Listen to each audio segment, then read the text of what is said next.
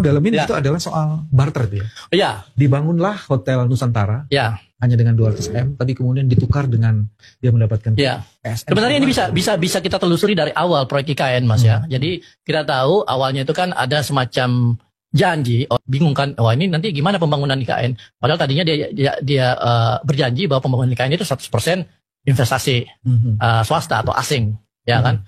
Belakangan ya berubah, biasalah APBN 20%, 80% investasi. Nah selama 2 tahun itu Pak Jokowi udah jualan ke sana kemari, ke Timur Tengah, ke Singapura, ke Cina, ketemu Xi Jinping 2 kali, ya kan? Ke Jepang, ke Amerika, ke Australia, ke Eropa, tidak ada satupun yang tertarik untuk masuk, ya kan? Dan waktu terus berjalan kan, dan Pak Jokowi merasa malu karena lagi janji sudah ditebak. Assalamualaikum lur, semoga dalam keadaan sehat walafiat. Ada fakta baru yang digaungkan oleh Bapak ini dalam acara podcast blak-blakan menerangkan tentang keadaan Pik 2 yang sebenarnya. Mari kita lihat sama-sama. Saya mau dalemin itu adalah soal barter dia. Iya. Dibangunlah Hotel Nusantara. Ya. Hanya dengan 200 M, tapi kemudian ditukar dengan dia mendapatkan PSM. Sebenarnya ini bisa kita telusuri dari awal proyek IKN, Mas ya. Jadi kita tahu awalnya itu kan ada semacam janji oleh seorang pengusaha Jepang yang akan menginvestasikan duit sebesar 100 miliar US dollar untuk membangun IKN. Ya kan, tapi kemudian dia akhirnya mengundurkan diri kan. Dan sejak itu pengusaha Jepang siapa tuh? SoftBank. SoftBank. SoftBank. SoftBank itu ya salah satu inilah konglomerat di Jepang. Ya kan. Tapi dia mundur. Lalu kemudian Pak Jokowi bingung kan, wah ini nanti gimana pembangunan IKN? Padahal tadinya dia berjanji bahwa pembangunan IKN itu 100% investasi swasta atau asing, ya kan? Belakangan ya berubah, biasalah APBN 20%, 80% investasi. Nah selama 2 tahun itu Pak Jokowi udah jualan ke sana kemari, ke Timur Tengah, ke Singapura, ke Cina, ketemu Xi Jinping 2 kali, ya kan? Ke Jepang, ke Amerika, ke Australia, ke Eropa, tidak ada satupun yang tertarik untuk masuk, ya kan? Dan waktu terus berjalan kan, dan Pak Jokowi merasa malu karena lagi janji sudah ditebar. Betul. Di sisi lain juga kapasitas finansial pemerintah untuk menanggung biaya pembangunan IKN ini juga sangat terbatas kan.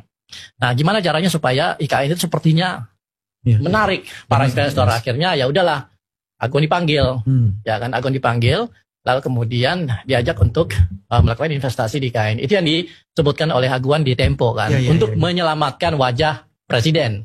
Jadi intinya sebenarnya itu agendanya itu untuk menyelamatkan. Kenapa? Karena Pak Jokowi ini sudah terlanjur malu nih kalau tidak ada satupun investasi swasta dan asing yang masuk ke IKN. Nah, Agun tidak sendiri, dia bikin konsorsium, kalau nggak salah namanya konsorsium Nusantara.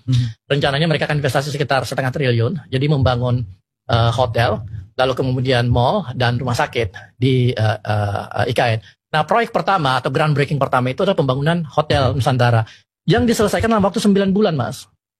Jadi itu super kilat tuh, ya kan? Kalau nggak salah Agun keluar sekitar hampir 200 miliar untuk membangun hotel 7 atau 9 lantai kalau nggak salah ya, 164 kamar. Dan udah selesai sebelum 17 Agustus 2024 kemarin, dan kemarin udah dipakai kan pada saat acara 17 Agustus. Dipakai. Udah dipakai. 17 Agustusan kosong lagi kan. Nah, sudah biaya harga kamarnya itu per malam sekitar 3 juta. 3 juta. Ini hotel bintang 5. Tapi setelah acara 17 Agustus sampai sekarang kosong. Tapi buat kosong gitu ya. Betul, tapi buat Aguan ini uang receh lah, ya kan? Karena dengan dia melakukan investasi membangun membangun Hotel Nusantara sebagai penanda masuknya investasi swasta ke IKN, dia mendapatkan hadiah berupa status proyek strategis nasional di proyek Pik 2. Itu. Nah, status proyek strategis nasional ini penting sekali karena proses pembangunannya akan difasilitasi oleh pemerintah secara langsung, baik dalam bentuk urusan legal, urusan hukum ya, urusan perizinan, lalu kemudian betul, akuisisi tanah, ya kan, pengadaan lahan, dan tentunya infrastruktur yang lain. Inilah yang kemudian dia pakai untuk melakukan ekspansi skala besar dari proyek Pik 2 yang tadinya itu cuma 2.600 hektar ya. Lalu kemudian ditambah 1.700 hektar, tapi kemudian status ini dipakai untuk mengklaim wilayah yang lebih luas dari itu, yang sampai kalau nggak salah daerah Kronjo gitu, jauh banget. Kita lihat di peta itu memang luar biasa besarnya gitu. Itu wilayahnya itu udah sampai udah nyaris seperti Jakarta Utara, seluruh Jakarta Utara. Jadi dia punya kawasan seluas Jakarta Utara ya. Di PIK 2 itu. Iya. Yang dia klaim. Padahal status PSN itu cuma berlaku di 1.700 hektar. Di sampingnya PIK 2 yang original. Yang 2.600. Ya kan?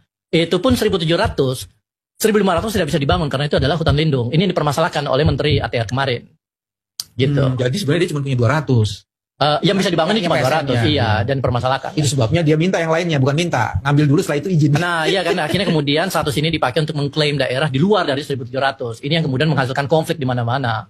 Seperti itu. Tapi ini tipikal tipikal cara korporasi, khususnya korporasi properti, untuk mendapatkan lahan dengan harga yang sangat murah, kemudian akhirnya di develop, dibangun, dan kemudian menghasilkan produk-produk yang bisa dijual dengan sangat mahal. Ya kan? Jadi yang sobat bilang itu PIK 2 sebenarnya sudah seperti ibu kota, ya, tanpa mahkota, karena seluruh sistem organ strukturnya itu udah jadi gitu. Jadi sebenarnya Jokowi tidak perlu memindahkan ibu kota ke IKN, cukup ke PIK 2. Gitu ya. Dan ironisnya gini, PIK 2 ini kan berada di pantai utara Jakarta, ya kan? Yang dikatakan daerah yang sangat rentan terhadap kenaikan air laut ya. Kenaikan air laut sehingga gampang tenggelam. Dan kemudian makanya itu menjadi alasan kenapa Jakarta harus pindah kan? Ibu kota harus pindah kan? Jadi sangat ironis ketika pemerintah memindahkan ibu kota, daerah ini dikuasai oleh korporasi gitu.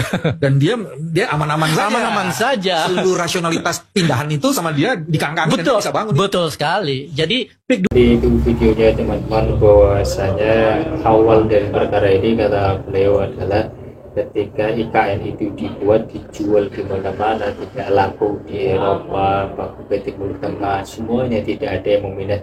Bahkan presiden sebelumnya itu sempat memenuhi presiden Cina atau Xi Jinping itu 2 kali, tetap saja ditolak dan tidak diterima. Kemudian meminta konglomerat untuk merogoh koceknya supaya membantu rasa malunya setelah 2 tahun tidak ada perkembangan di IKN. Kemudian dengan janji diberikannya atau semacam memberikan suatu wilayah di PSN PIK, sekarang PSN PIK 2 yang direbutkan. Kata Bapak tadi, PSN PIK, adanya PSN PIK itu membantah argumentasi untuk pindahnya ibu kota ke IKN. Jadi menurut teman-teman bagaimana? Jika ingin berkomentar atau berpendapat silakan di kolom komentar saja di channel ini teman-teman. Terima kasih telah menonton. Assalamualaikum warahmatullahi wabarakatuh.